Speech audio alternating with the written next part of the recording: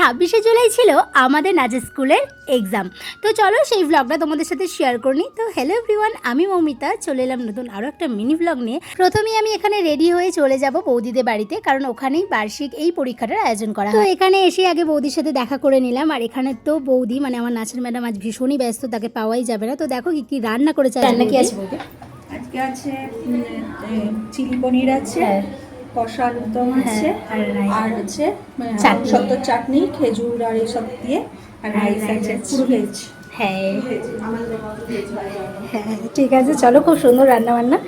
প্রথমেই বৌদির সাথে দেখা করে এখন চলে এলাম ছাদে। আর তোমরা তো দেখতেই পেলে যে আজকের যারা পরীক্ষক এসেছে তাদের জন্য কিন্তু বৌদি নিজের হাতেই দুপুরের খাবারটা রান্না করেছে। আর এখানে আমার স্টুডেন্টরাও যেহেতু প্রত্যেক বছর পরীক্ষা দেয়, তাই দেখো এখানে সাইন করে ওরা নিয়ে নিল অ্যাডমিট। তো চলো এবার তোমাদের সাথে আমি সবাইকে একে একে আলাপ করিয়ে দিই। আর অনেকদিন পর যেহেতু আমি এসেছি, তাই সবার সাথে দেখা হয়তো ভীষণই ভালো লাগলো।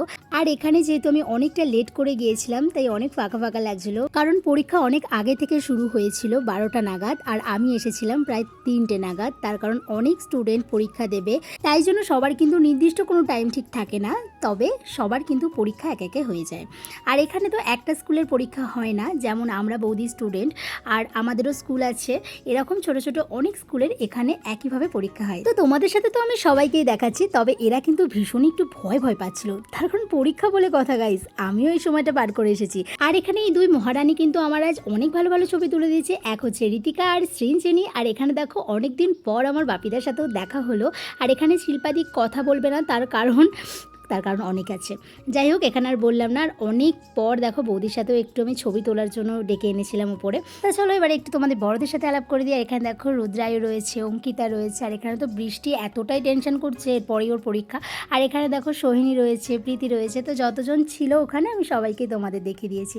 তারপরে চলে এলাম নিচে, আর নিচেই হচ্ছে পরীক্ষা। নিচের ভিডিও ক্লিপগুলো হয়তো সেভাবে আমি শেয়ার করতে পারবো না, তবুও তোমাদের সাথে শেয়ার করব।